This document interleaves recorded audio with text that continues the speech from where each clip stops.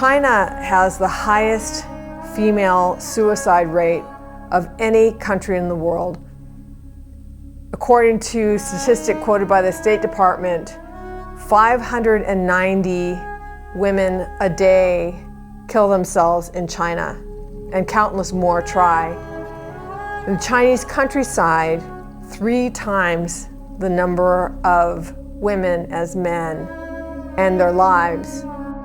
China's senior suicide rate has skyrocketed over the last 20 years in conjunction with the one-child policy.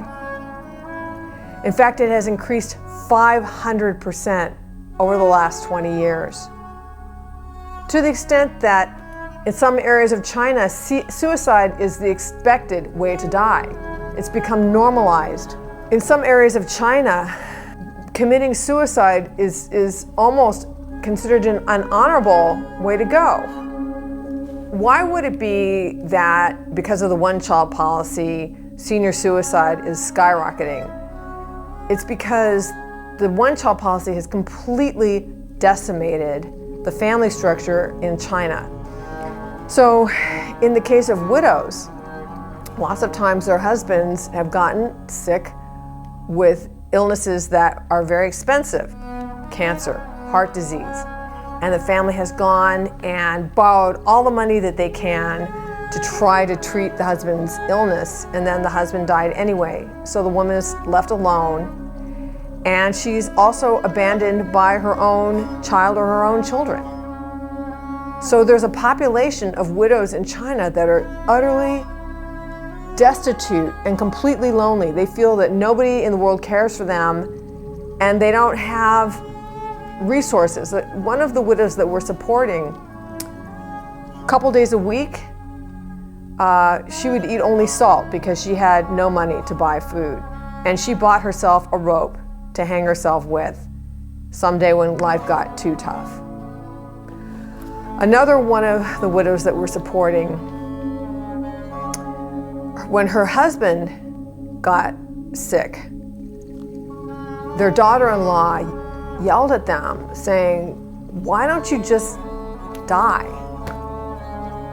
And she, because it would be so much easier on the family financially. And she pointed to another woman in their community who, when she found out that she had breast cancer, she hanged herself so she would not become a financial burden to her family.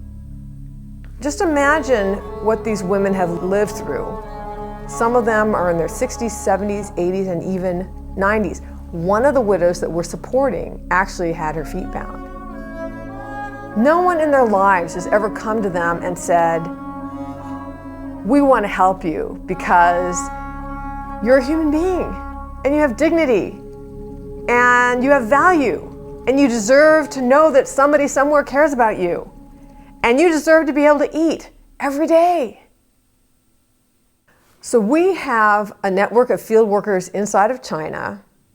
That network has been saving baby girls for years, but over the years I've become more and more aware of elderly and completely abandoned widows in our area.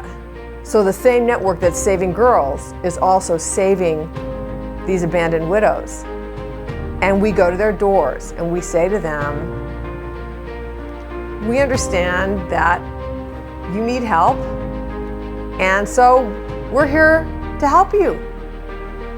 And their reaction is, "What do you want in return for this?" Because no one in communist China comes to somebody and just says, "I want to help you because you need help." And we say, what we want in return is we want you to know that you're loved, and we want you to eat every day. And they are grateful beyond any imagination for this.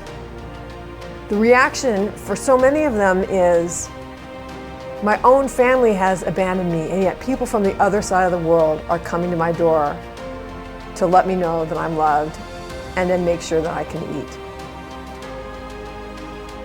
One of our widows said, "I believe that you were sent by God in His mercy and that you're an angel." That's what she said to our field worker. And a lot of these women just respond with tears. Because never has anybody given them something just because they're a human being.